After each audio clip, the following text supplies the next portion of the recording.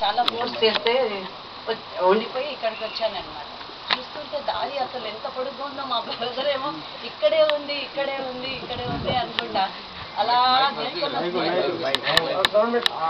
ఇంకా చూస్తుంటే అసలు దారి ఎంతసేపు అయినా కూడా అది దగ్గరే వస్తలేదు. ఇంకా కొంచెం అయితే ఏదో కనిపిస్తే సరే అది వచ్చేసిందేమో.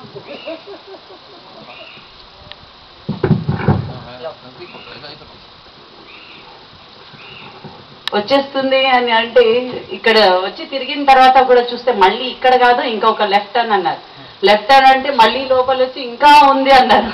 అలా వస్తా వస్తా వస్తా ఇంత దూరం వస్తే మా బ్రదర్ డైలీ హీఈస్ కమింగ్, అంటే అంత దూరం నుంచి వస్తున్నారు ఇక్కడికి అంటే చాలా గ్రేటే అది. అంత దూరం వచ్చి ఇంటి నుంచి చేస్తున్నారు. అప్పుడప్పుడు మా ఫాదర్కి బాగలేనప్పుడు నేను ఫోన్ చేసి ఫాదర్కి బాగలేదు, డాక్టర్ క్రిటికల్ గా ఉన్నారంటే కూడా మా బ్రదర్ సడన్ గా మళ్ళీ ఒక 4 hours లో హైదరాబాద్ లో ఉండేవారు.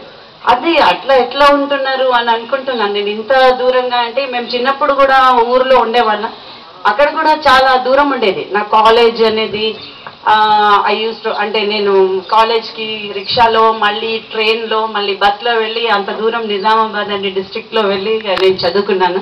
అలాగే మా బ్రదర్ కూడా చదువుకున్నారు. అప్పుడు ఫుడ్ కార్పొరేషన్లో జాబ్ వస్తే తనకు ఒక చిన్న విలేజ్లో వేశారు. అప్పుడు సైకిల్ మీద వెళ్ళేవారు మా బ్రదర్. ఒక సైకిల్ ఉండేది, మా ఫాదర్ ఒక సైకిల్ కొనిపించారు, హీరో సైకిల్ అని. ఆ సైకిల్ మీద వేసుకొని ఆయన నవ్విపేట అని ఒక దూరం గోడౌన్స్ లో వెళ్ళి పని చేసేవారు. అది ఇప్పుడు ఆలోచిస్తే ఇప్పుడు మా బ్రదర్ ఈ యంగ్స్టర్స్ గురించి చెప్తే నేనేమనుకుంటానంటే అది మనం ఎలా బ్రతికామో ఆ జనరేషన్ గ్యాప్ అన్నమాట. ఇప్పుడు పిల్లోడు చిన్నగా సైకిల్, కొంచెం పెద్దగా ఉంటే బైక్, మళ్ళీ పెద్ద పెద్ద కార్లు కావాలంటారు. కానీ పిల్లలు ఇలా ఆ లైఫ్ వేరే, ఈ లైఫ్ పిల్లలు స్టైల్ వేరే అన్నమాట. అది ఇక్కడ చూస్తే మళ్ళీ మీరందరూ, నేను చిన్నప్పటి నుంచి ఇంకొక మాట ఏం ఆలోచిస్తానంటే ఎప్పుడు పెద్ద బిల్డింగ్లు కట్టేస్తారు. ఆ కట్టేవాళ్ళు ఎవరు? మీరే, అందరూ లేబర్స్ కట్టుతారు. కానీ పాపం వాళ్ళు దాంట్లో ఉండరు, కానీ వాళ్ళు మాకు కట్టి ఇస్తారు, మేము ఉంటాము, వి ఎంజాయ్ అన్నమాట. అది నాకు ఎప్పుడు ఆలోచన ఉంటుంది. అంటే మీ గురించి ఆలోచిస్తాను నేను ఎప్పుడు.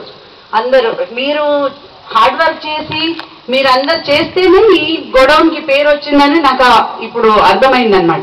యామిన్ గారే చేశారు, ఇంకా వేరే మేనేజర్ చేశారు కదా.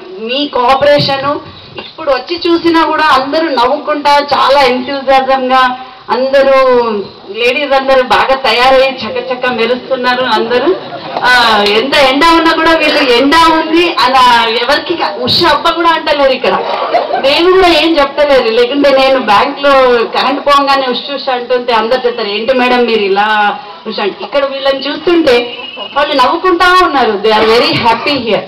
అది నాకు చాలా నచ్చింది. ఇంకా మా బ్రదర్కి మీరందరూ చాలా మంచిగా చూసుకొని ఆయనకి హెల్ప్ చేసి ఇవన్నీ లైక్ మంచి పేరు వచ్చింది ఈ గోడౌన్ కంటే. ఇదంతా because of you all only. అందుకే ఇంకేం చెప్పాలా, ఫ్యూచర్లో కూడా మీరందరూ ఇలాగే చేయండి. నాకైతే చాలా సంతోషం ఏంటంటే అందరు నవ్వుకుంటా ఉన్నారు. అసలు చాలా బాగా అనిపిస్తుంది నాకు. అది చాలా ఇంట్రెస్టింగ్గా ఉంది. ఇంకా మా బ్రదర్ రిటైర్ అవుతున్నారు, ఆయనకి చాలా బాధగా ఉంటుంది. నాకే బాధగా ఉంది, ఆయనకి కూడా నిజంగా బాధగా ఉంటుంది. అదే అన్నాను మా అన్నకి, రేపటి నుంచి ఇంట్లో ఎలా ఉంటావో ఒకసారి ఈయన గోడౌన్ వచ్చి చూసి వెళ్తుంటాడేమో, ఆయనకి వచ్చేది ఇంట్లో అనుకుంటున్నాను నేను. మీ అందరి తరఫున కూడా నేను మళ్ళీ అందరికీ థ్యాంక్స్ చెప్తాను. బాగుంది ఇక్కడ. ఓకే.